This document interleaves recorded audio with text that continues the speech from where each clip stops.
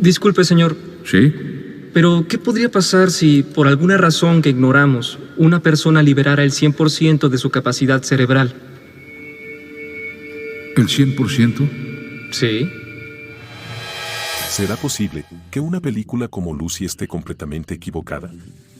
¿O simplemente hicimos la pregunta incorrecta? Durante años, una idea ha obsesionado al cine, la ciencia ficción y la cultura popular. Una idea simple, pero poderosa. Solo usamos el 10% de nuestro cerebro. Y si eso fuera cierto, entonces el potencial humano sería casi infinito. Lucy, la película, llevó esta idea al extremo. Una mujer que, al desbloquear progresivamente su cerebro, adquiere habilidades imposibles. Control del tiempo. Telequinesis. Conocimiento absoluto. Pero hoy la pregunta no es si Lucy es real. La verdadera pregunta es, ¿será posible realmente usar el 100% de nuestra capacidad cerebral? ¿O llevamos décadas entendiendo mal cómo funciona realmente el cerebro humano? Acomódate y descubrámoslo juntos aquí en ¿Será posible? Donde lo imposible empieza a parecer muy real. El mito dice que usamos solo el 10% de nuestro cerebro. Una idea que no nació en un laboratorio, sino en una mala interpretación. A principios del siglo XX, la neurociencia estaba en su infancia. Los científicos sabían que ciertas áreas del cerebro tenían funciones claras, y otras aún no podían explicarse. Esa ignorancia parcial fue suficiente para que surgiera una sospecha peligrosa, tal vez gran parte del cerebro no se usa. Frases atribuidas, incorrectamente, a figuras como William James, quien habló del potencial no aprovechado del ser humano, fueron sacadas de contexto y transformadas en un mensaje mucho más atractivo. No estás usando todo tu cerebro. La idea era perfecta. No decía que estabas limitado.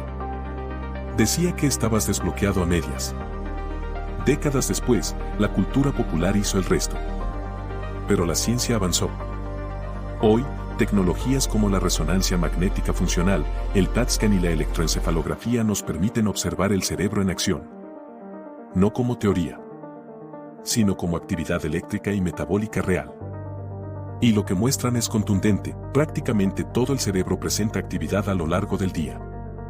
Incluso cuando dormimos. Incluso cuando no hacemos nada. Regiones asociadas al movimiento, la memoria, las emociones y la percepción se activan constantemente en patrones complejos y coordinados. No existen zonas inútiles. No existen áreas apagadas esperando ser encendidas. Y aquí entra uno de los argumentos científicos más fuertes. Lesiones cerebrales muy pequeñas, a veces del tamaño de una moneda, pueden provocar cambios profundos. Cambios en la personalidad, la memoria, el lenguaje, la toma de decisiones, incluso el sentido de identidad. El caso de Phineas Gage, en el siglo XIX, fue uno de los primeros ejemplos documentados. El daño en una región específica transformó completamente su comportamiento. Si el 90% del cerebro fuera prescindible, estos cambios no ocurrirían. Pero ocurren.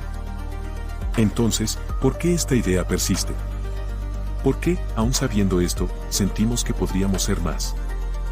Aquí entra la psicología. El cerebro humano siempre opera con márgenes de seguridad. No utiliza toda su energía disponible. No fuerza todas sus capacidades al límite. Desde un punto de vista evolutivo, eso tiene sentido. Un cerebro que lo da todo, muere rápido. Pero desde un punto de vista subjetivo, genera una sensación inquietante. Siento que podría hacer más. Esa sensación no es un error. Es una consecuencia. Sentimos límites porque el cerebro prioriza estabilidad sobre expansión. Seguridad sobre exploración. Eficiencia sobre potencia.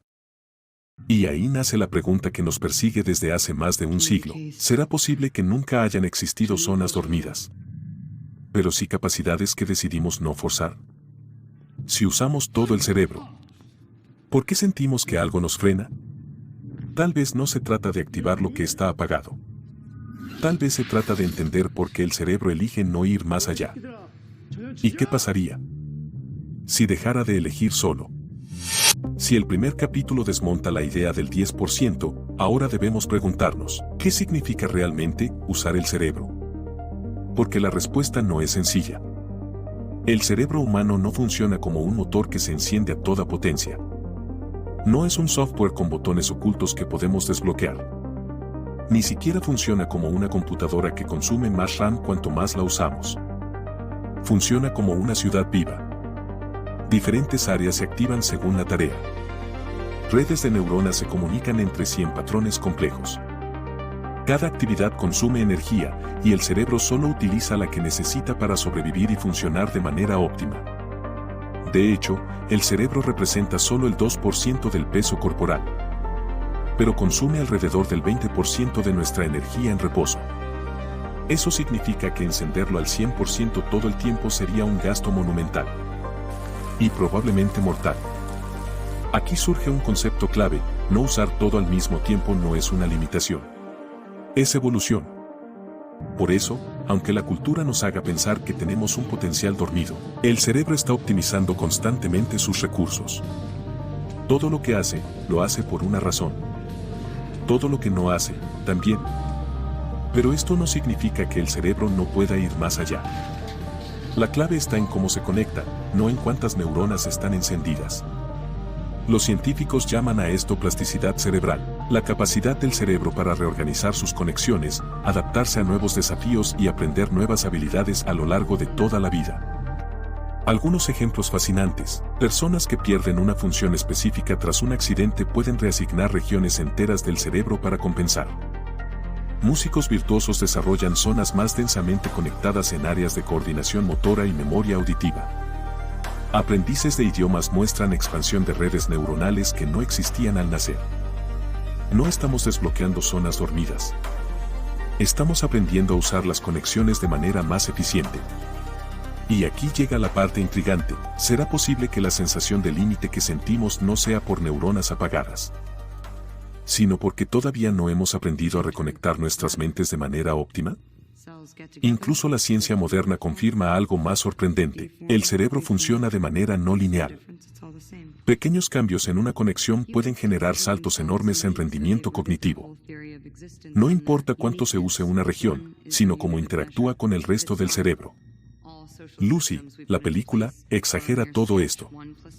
Pero hay un núcleo de verdad filosófica: nuestro potencial no está escondido detrás de un 90% inactivo. Está en cómo aprendemos a dirigir, combinar y amplificar nuestras redes neuronales. Y esto nos prepara para la pregunta que cambiará todo: ¿será posible que la próxima etapa de nuestra expansión cerebral no dependa solo de nuestra biología, sino de la tecnología que conectemos a ella? Porque si el cerebro se organiza como una red, ¿qué pasaría si pudiéramos integrar otras redes externas directamente con él? Si la plasticidad cerebral nos permite reorganizar redes y conexiones, entonces, ¿hasta dónde podría llegar realmente el cerebro humano? Existen personas cuyas capacidades parecen desafiar lo común: los savants. Personas con memoria extraordinaria, capaces de recordar decenas de miles de detalles de su vida cotidiana. Músicos que pueden tocar piezas completas tras escuchar una sola vez. Matemáticos capaces de calcular cifras complejas mentalmente con rapidez sobrehumana. No hay evidencia de que estas personas estén usando zonas dormidas del cerebro. Lo que hacen es aprovechar sus redes neuronales de formas más eficientes y especializadas, a menudo desde la infancia. Otro ejemplo fascinante proviene de pacientes que han sufrido daños graves. Tras lesiones que destruyen partes del cerebro consideradas críticas, algunos logran recuperar funciones completas. Su cerebro reasigna tareas a otras regiones, mostrando una adaptabilidad que parece milagrosa. Esto nos lleva a la idea central de este capítulo: el cerebro no es un motor que se enciende más o menos. Es un sistema que puede reorganizarse, reinventarse y superar límites cuando se le desafía. Esa sensación de querer usar más cerebro que todos hemos sentido no es solo deseo. Es intuición. Nuestro cerebro sabe que puede adaptarse más de lo que normalmente mostramos. Pero aquí está la limitación: aún con plasticidad extrema, hay un techo biológico. Hay un límite natural a lo que nuestras conexiones pueden alcanzar sin ayuda externa. Y aquí es donde la pregunta se vuelve emocionante: ¿será posible que nuestro verdadero potencial aún no esté en la biología, sino en cómo la conectamos con nuevas tecnologías? Si el cerebro es una red de conexiones que podemos reorganizar, entonces la siguiente pregunta lógica es, ¿será posible expandir esa red más allá de nosotros mismos? La ciencia ya está explorando esto de manera real. No es fantasía de Hollywood. 1. Neuralink Interfase Cerebro-Computadora, BCI. Empresas como Neuralink trabajan en implantes capaces de leer y escribir información directamente en el cerebro. Esto significa que una persona podría controlar dispositivos, comunicarse o incluso aprender información sin necesidad de los sentidos tradicionales. En otras palabras, la mente humana podría integrarse directamente con sistemas externos, creando una especie de cerebro aumentado. 2. Estimulación cerebral profunda y chips neuronales. Investigaciones médicas han mostrado que la estimulación precisa de ciertas áreas del cerebro puede mejorar memoria, atención y control motor.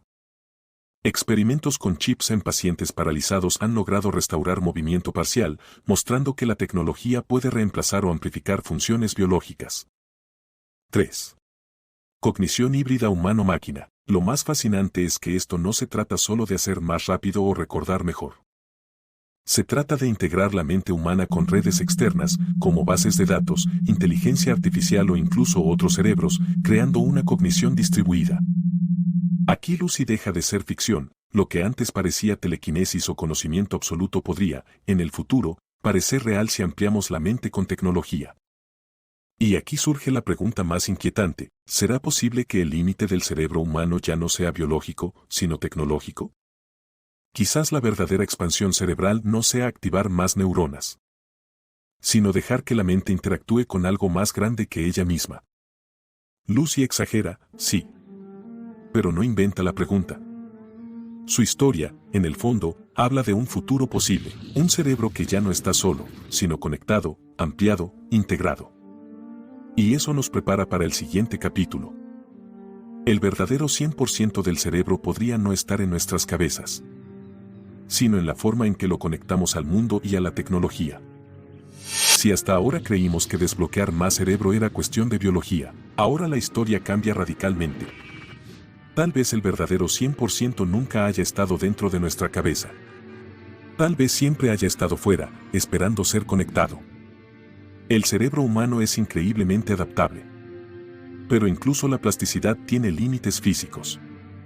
El salto real hacia el potencial humano absoluto puede que no dependa de nuestras neuronas, sino de cómo las integramos con otras redes. Imagina esto, memoria externa integrada directamente en tu mente. Inteligencia artificial colaborando en tiempo real con tus pensamientos. Redes de comunicación neuronal que permiten compartir información directamente entre personas. Esto no es ciencia ficción. Es investigación activa. Proyectos de interfase cerebro-computadora y estimulación neural apuntan hacia un futuro donde nuestra mente puede expandirse más allá de los confines del cráneo. Lucy exagera los poderes, sí.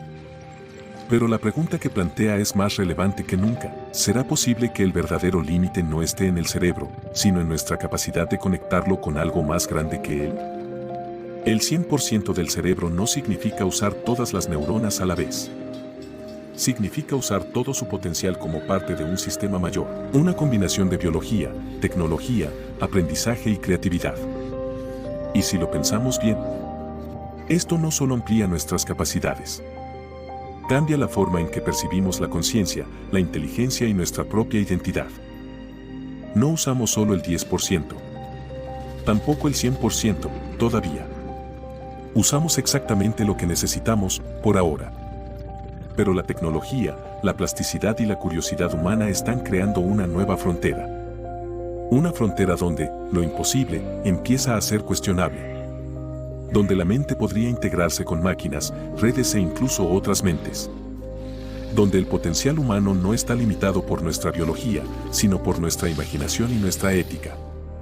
Y aquí surge la pregunta final, la que invita a pensar, reflexionar y debatir. Si mañana pudieras ampliar tu mente, ¿lo harías? Porque el verdadero riesgo no es usar el 100% del cerebro. El verdadero riesgo es no estar listos para lo que viene después. Lucy no nos mostró la respuesta. Solo nos obligó a hacernos la pregunta correcta. ¿Cuál será el próximo paso de la evolución humana, biológica o tecnológica? Y quizás la lección más importante de todas es que nuestro cerebro no es un límite. Es una invitación. Una invitación a explorar, a conectar, a expandir lo que significa ser humano.